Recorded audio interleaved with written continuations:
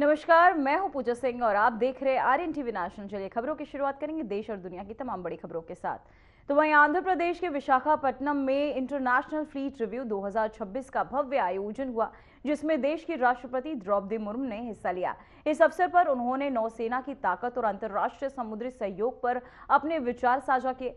राष्ट्रपति ने कहा कि फ्लीट रिव्यू केवल सैन्य शक्ति का प्रदर्शन नहीं, बल्कि ये समुद्री सुरक्षा, रणनीति सहयोग और वैश्विक शांति को बढ़ावा देने का एक महत्वपूर्ण मंच है। उन्होंने भारतीय नौसेना के साहसिक कार्यों और समुद्री क्षेत्रों में सुरक्षा सुनिश्चित करने की भूमिका की सराहना भी की।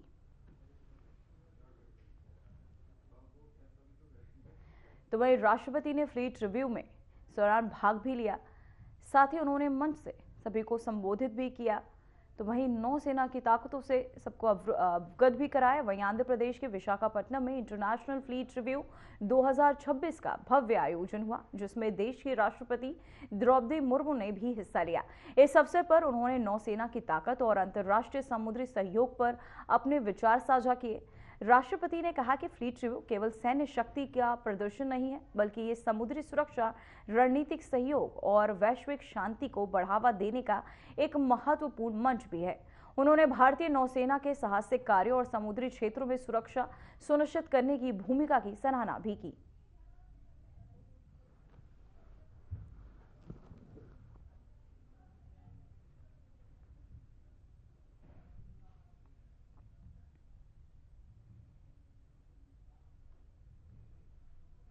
तो वहीं देश की राजधानी दिल्ली में इंडिया आई इम्पैक्ट समिट 2026 का आयोजन किया गया। इसमें भाग लेने के लिए दुनिया भर से टॉप टेक दिग्गजों के अलावा तमाम जनप्रतिनिधि भी भारत दौरे पर आए। इसी कड़ी में गूगल के सीईओ सुंदर पिचाई ने प्रधानमंत्री नरेंद्र मोदी से मुंह की बात भी कही। वहीं एआई इम्पैक्ट समिट में सुंदर पिचाई ने कई तकनीक विशेषज्ञों पर भी पीएम मोदी संग बातचीत की।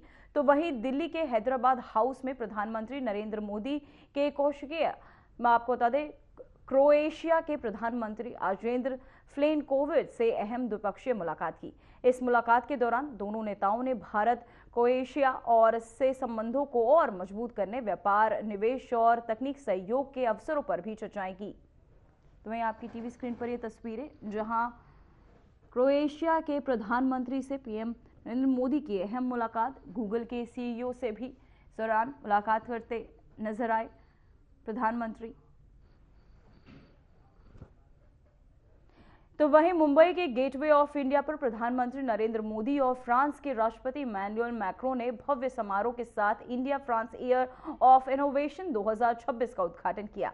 इस अवसर पर प्रधानमंत्री मोदी ने कहा कि भारत आज दुनिया का तीसरा सबसे बड़ा स्टार्टअप इकोसिस्टम बन चुका है और दुनिया की लगभग हर तकनीकी कंपनी भारत में स्टार्टअप और इनोवेशन के में से किसी न किसी रूप में जुड़ी है। वहीं आगे पीएम ने क्या कुछ कहा, चलिए आपको सुनाते हैं।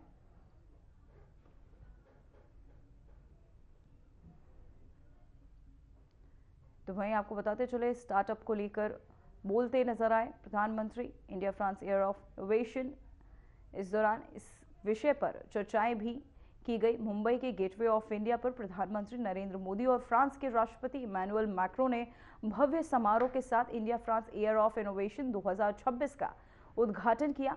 इस अवसर पर प्रधानमंत्री मोदी ने कहा कि भारत आज दुनिया का तीसरा सबसे बड़ा स्टार्टअप इकोसिस्टम बन चुका है और दुनिया की लगभग हर तकनीकी कंपनी भारत के स्टार्टअप और इनोवेशन से किसी न किसी रूप में जुड़ी हुई है। तो वहीं आपको बताते चले, इनोवेशन को लेकर बात भी करते नजर आए प्रधानमंत्री। भारत के लिए फ्रांस बनेगा नया युग। वहीं आपको बताते चले, अब फ्रांस बनेगा नया। भारत दुनिया का तीसरा सबसे बड़ा स्टार्टअप इकोसिस्टम बन चुका है। 2014 में भारत में जहां सिर्फ 4 यूनिकॉर्न थे, आज भारत में 120 से अधिक यूनिकॉर्न्स है। इनकी टोटल वैल्यू $350 बिलियन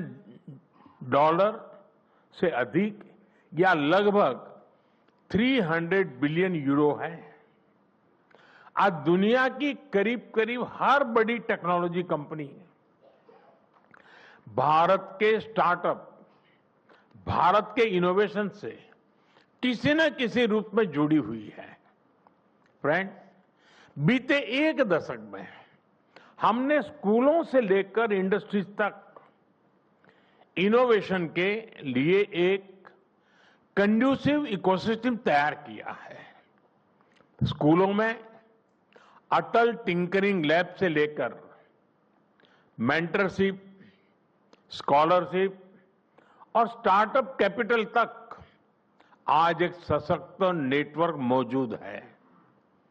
आज भारत दुनिया के सबसे बड़े हैकाथॉन इकोसिस्टम्स में से एक है। यहां प्राइवेट सेक्टर की रिसर्च इनोवेशन स्कीम के जरिए सीधा सपोर्ट मिल रहा है। स्टार्टअप इंडिया 2.0 से डीप टेक इनोवेशन के लिए कैपिटल मोबिलाइजेशन किया जा रहा है। फ्रेंड, हमारा अटल इनोवेशन मिशन आने वाली 24 फरवरी को एक दशक पूरा करेगा और इतने ही समय में ये दुनिया के सबसे बड़े ग्रासरूट्स इनोवेशन मिशन में से एक बन चुका है। हमारी 10,000 से ज्यादा टिंकरिंग लैब्स आज 1 करोड़ से ज्यादा स्टूडेंट इनोवेटर्स के साथ काम कर रही है। इस मिशन से 100 से ज्यादा इंक्यूबेटर्स और कई deep tech startups. Your excellency, my dear friend president Macron, दोनों देशों के इनोवेटर्स, नमस्कार, बॉन्जूर। आज के दिन दुनिया के 2 बड़े इनोवेशन हब्स एक साथ आ रहे हैं। जब हम भारत और फ्रांस की बात करते हैं तो हमारा रिश्ता इनोवेशन के साथ साथ ट्रस्ट का और शेयर्ड वैल्यूज का है। इसी सोच के साथ राष्ट्रपति मैक्रो और मैंने वर्ष 2026 को India France year of innovation के रूप में सेलिब्रेट करने का निर्णय किया है। ये एक सेलिब्रेशन ही नहीं, ये हमारा साझा कमिटमेंट भी है। कमिटमेंट टू इनोवेट,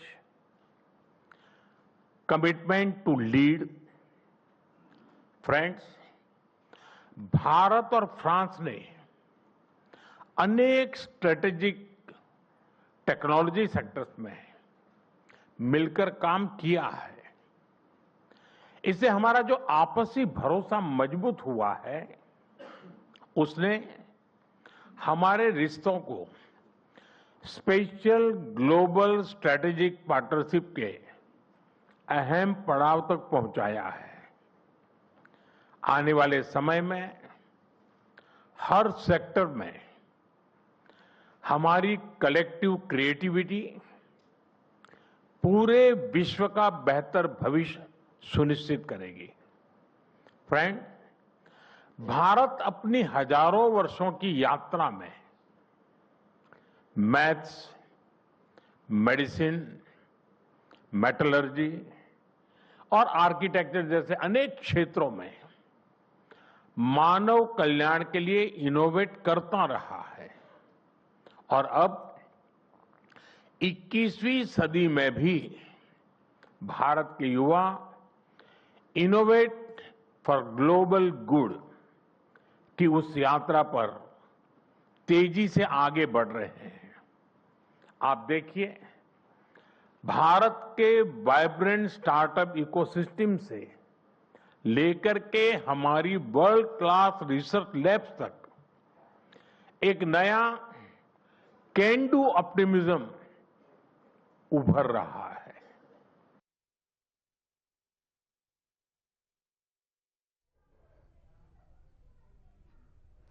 तो वहीं केंद्रीय इलेक्ट्रॉनिक्स और सूचना प्रौद्योगिकी मंत्री अश्विनी वैष्णव ने कल आपको बता दें आयोजित इंडिया एआई इम्पैक्ट समिट में हिस्सा लिया। इस मौके पर मंत्री ने एआई और टेक्नोलॉजी के क्षेत्र में नवाचार और अवसरों पर अपने विचार भी साझा किए। मंत्री ने कहा कि आर्टिफिशियल इंटेलिजेंस सिर्फ तकनीक का विषय नहीं है, बल्कि ये समाज और अर्थव्यवस्था के हर पहलू को बदलने की क्षमता रखता है। उन्होंने युवा टेक्नोलॉजी शौकीनों से बातचीत करते हुए उन्हें इस क्षेत्र में योगदान देने और नई तकनीकों को अपनाने के लिए प्रोत्साहित भी किया। तो वहीं आपको बताते चले इंडिया एआई इम्पैक्ट समिट में आयोजन किया गया, जहां इस दौरान कई विशेष बातें भी बताई गई। केंद्रीय इलेक्ट्रॉनिक्स और सूचना प्रौद्योगिकी मंत्री अश्विनी वैष्णव ने कल आयोजित इंडिया एआई इम्पैक्ट समिट में हिस्सा लिया। इस मौके पर मंत्री ने एआई और टेक्नोलॉजी के क्षेत्र में नवाचार और अवसरों पर अपने विचार साझा किए। मंत्री ने कहा कि आर्टिफिशियल इंटेलिजेंस सिर्फ तकनीक का विषय नहीं है, बल्कि ये समाज और अर्थव्यवस्था के हर पहलू को बदलने की क्षमता रखता है।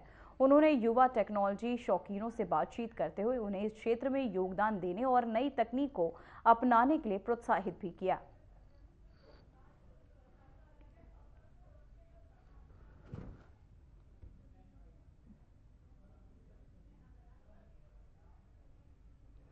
तो वहीं दिल्ली में आयोजित इंडिया ऑल इम्पैक्ट समिट 2026 में केंद्रीय इलेक्ट्रॉनिक्स और सूचना प्रौद्योगिकी मंत्री अश्विनी वैष्णव ने समिट के दौरान कहा कि कल इस आयोजन में लगभग 2,50,000 लोग शामिल हुए, जिनमें ज्यादातर युवा थे। उन्होंने बताया कि समिट में आए लोगों की औसतन उम्र 30 साल से कम थी, जो इस क्षेत्र में युवाओं की उत्सुकता को और रुचि को दर्शाता है। मंत्री ने कहा कि भारत में आर्टिफिशियल इंटेलिजेंस के इस्तेमाल के कई आयाम हैं। ये सिर्फ तकनीक तक सीमित नहीं है, बल्कि असल दुनिया की समस्याओं को हल करने और इंटरप्राइज में प्रोडक्टिविटी सुधारने, हेल्थ केयर, कृषि और क्लाइमेट चेंज जैसी आबादी स्तर की चुनौतियों के समाधान के लिए भी महत्वपूर्ण है।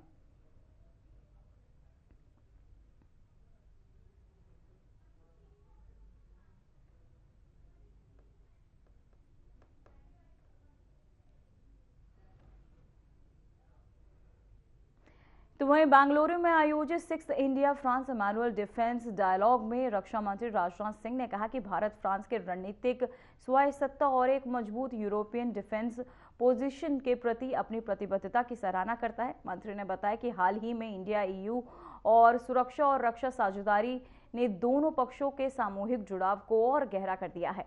उन्होंने ये भी स्पष्ट किया कि साझेदारी केवल कूटनीतिक संबंध नहीं, बल्कि वास्तविक रणनीति सहयोग का प्रतीक है। राजनाथ सिंह ने कहा कि आपको बता दें, हम रक्षा सहयोग पर समझौते को अगले 10 सालों के लिए रिन्यू कर रहे हैं, जो भारत और फ्रांस के बीच गहरी दोस्ती और रणनीतिक साझेदारी को दर्शाता है। ये कदम हमारे निरंतर सहयोग और सुरक्षा क्षेत्र में मजबूत जुड़ाव का संकेत भी है।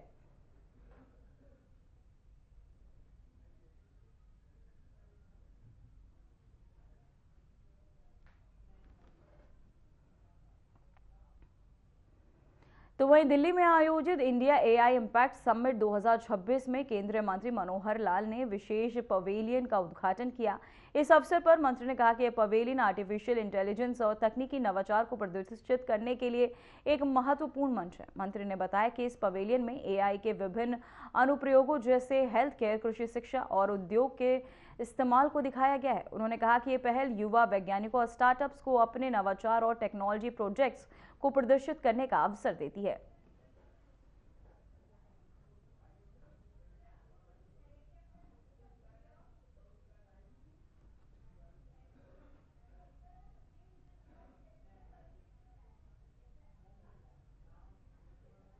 तो वहीं कोटा में लोकसभा स्पीकर ओम बिरला ने पुराने कंट्रोल रूम परिसर में नए ट्रैफिक पार्क का उद्घाटन किया। इस पार्क का उद्देश्य नागरिकों, विशेषकर बच्चों और युवाओं में सड़क सुरक्षा और ट्रैफिक नियमों के प्रति जागरूकता बढ़ाना है। इस दौरान लोकसभा स्पीकर ओम बिरला ने पुलिस प्रशासन और जनता के बीच संवाद को मजबूत करने पर जोर दिया। उन्होंने कहा कि जनता अधिक संवाद और सहयोग होगा, उतना ही अपराध और सड़क दुर्घटनाओं को कम किया जा सकेगा। ओम बिरला ने कोटा पुलिस के प्रयासों की सराहना करते हुए कहा कि राज्य और शहर को नशा मुक्त बनाने के लिए प्रशासन के साथ मिलकर काम किया जा रहा है। उन्होंने ये भी स्पष्ट किया कि अपराधियों को कानून के हित में उचित सजा मिलेगी।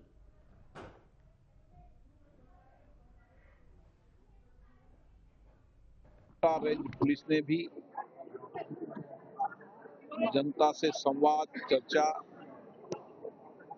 और उसके साथ किस तरीके से संवाद चर्चा के साथ सुरक्षा भी और दुर्घटना मुक्त बनाने का योजना भी। जितना पुलिस प्रशासन से जनता का संवाद रहेगा, सक्रिय भागीदारी रहेगी, उतने ही हम अपराध को भी कम कर पाएंगे और हमारी ज्यादा भागीदारी होगी तो दुर्घटनाओं को भी कम कर पाएंगे, क्योंकि समय समय पर समाज को जागरूक करेंगे। मुझे आशा है कोटा पुलिस का ये संकल्प है, हम सब उनके साथ खड़े हैं।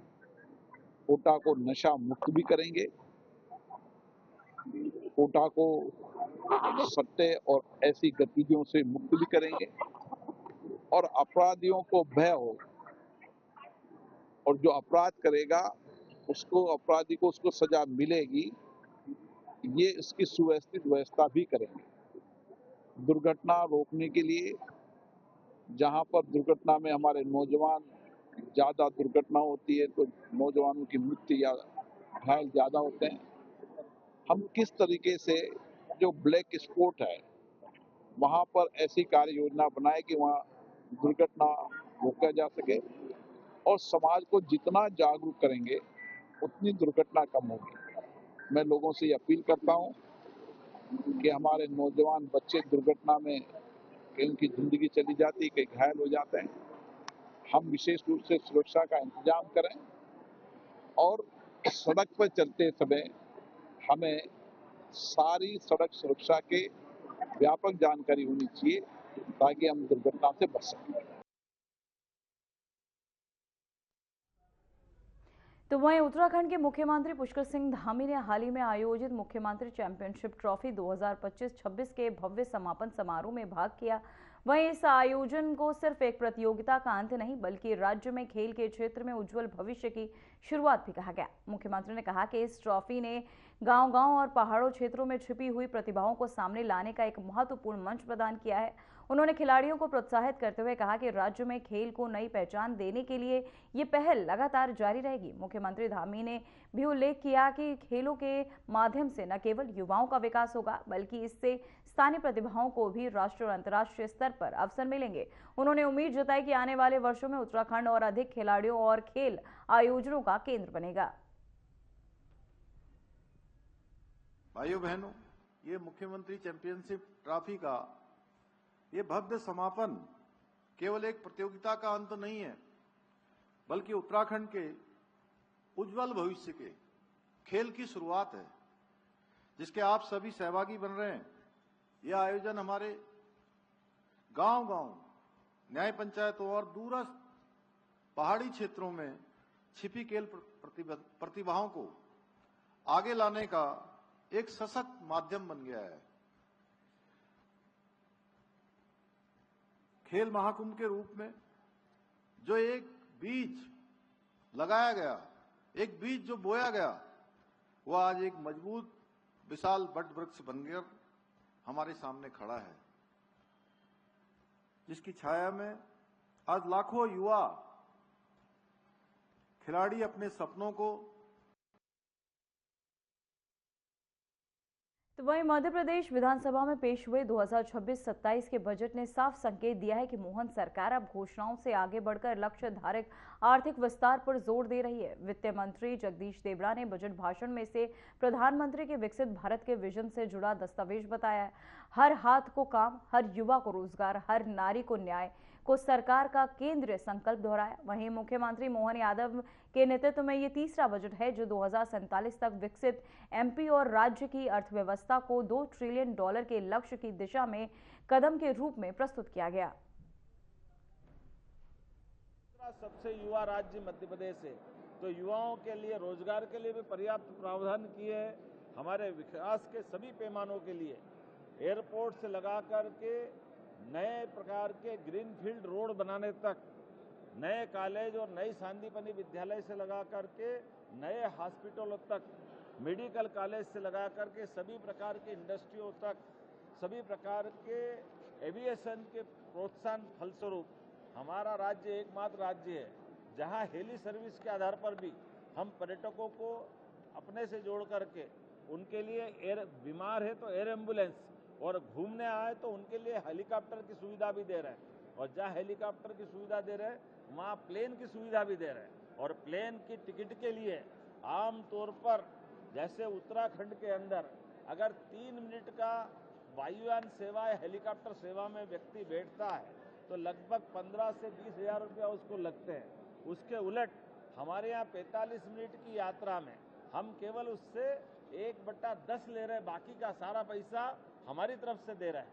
इसी के कारण से हमारे सभी प्रकार की हवाई सेवाओं में सफलतापूर्वक अब तीसरे वर्ष में प्रवेश करते हुए पर्याप्त प्रावधान किया गया। और यही कारण है कि देश के अंदर सबसे ज़्यादा पर्यटकों की संख्या लगभग 13.5 करोड़ से ज़्यादा अगर आई है तो मध्य प्रदेश में आई है। मुझे इस बात की भी प्रसन्नता है, धार्मिक पर्यटन ने भी हमारे अभी तक के सारे रिकॉर्ड तोड़े, जिसके आधार पर देश के अंदर सबसे ज़्यादा पर्यटकों की, धार्मिक पर्यटकों की संख्या भी अब अपने प्रदेश के अंदर आई है। इसी के साथ साथ विदेशी पर्यटकों की संख्या भी उल्लेखनीय 1.5 लाख से ऊपर की संख्या में हमारे राज्य के अंदर विदेशी पर्यटक भी आए हैं। लेकिन आने वाले समय में ये इनकी संख्या और बढ़े, इसीलिए टेंट सिटी से लगा करके स्टार और स्टार से लेके होम स्टे तक सभी प्रकार के क्षेत्र में हम विकास कर रहे हैं। और साथ ही साथ वन्य जीवों के लिए भी हमारे यहाँ वन्य संपदा पर्याप्त रूप से है।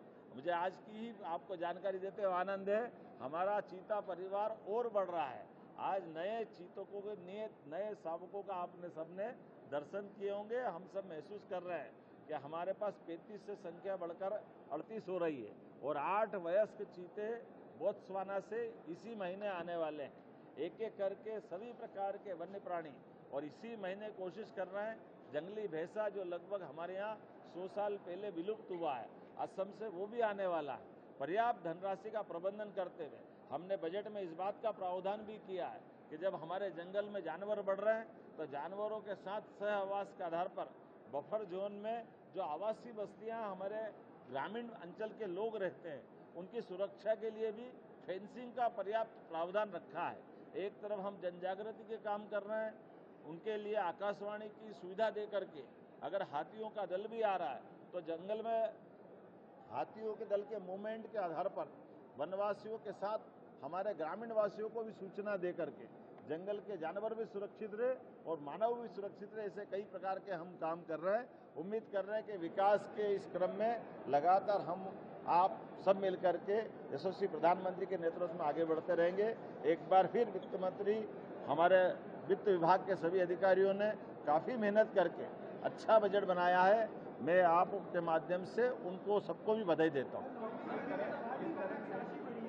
लाडली बहना की राशि का प्रबंधन किया है और क्रमशः हमने कहा कि 2027 तक जो कमिटमेंट किया है हम निभाएंगे।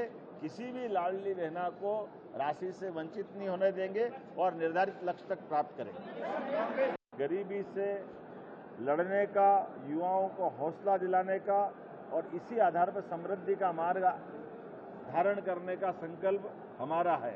अर्थात सर्वस्पर्शी, समावेशी विकास, सुशासन, पर्यावरण, पर्यटन और सांस्कृतिक पुनरुत्थान पर हमने इस बजट को फोकस किया है। आपने ध्यान दिया होगा, पिछले समय हमने समृद्ध मध्य प्रदेश 2047 का दृष्टि पत्र का लक्ष्य रखने का निर्णय किया है। मुझे इस बात की प्रसन्नता है, इस दिशा में बढ़ते हुए ये कदम हमारा अपने उसी भाव को लेकर आगे बढ़ रहा है। इस आधार पर जब हमारे छोटे छोटे गांवों तक सड़क पहुंची है, अब आगे बढ़ कर के मजरे टोले तक भी हम सड़क ले जाने वाले हैं। इसके लिए 21,630 करोड़ रुपए की धनराशि का प्रबंध रखा है और इसी आधार पर 2026-27 के लिए 800 करोड़ रुपए का हमने इसमें प्रावधान किया है। 4,572 करोड़ के जो विभिन्न क्षतिग्रस्त पुल पुलियां हैं, इनके लिए भी और पुनर्निर्माण के लिए भी हमने समावेशी सब प्रकार के विकास के ऊपर ध्यान दिया है। यही कारण है कि लगभग 900 करोड़ के पुल पुलिया और पुनर्निर्माण के लिए 900 करोड़ की राशि का प्रावधान इस बजट में किया गया है। सिंहस्थ महापर्व को लेकर 13,891 करोड़ रुपए की राशि रखी गई है और 2026-27 में, क्योंकि सिंहस्थ तो 28 में है, ऐसे में आने वाले समय में और भी ऐसे कई कामों के लिए 3,060 करोड़। फिलहाल बुलेटिन में इतना ही। देखते रहिए आर इंटरनेशनल। मुझे दीजिए इजाजत। नमस्कार।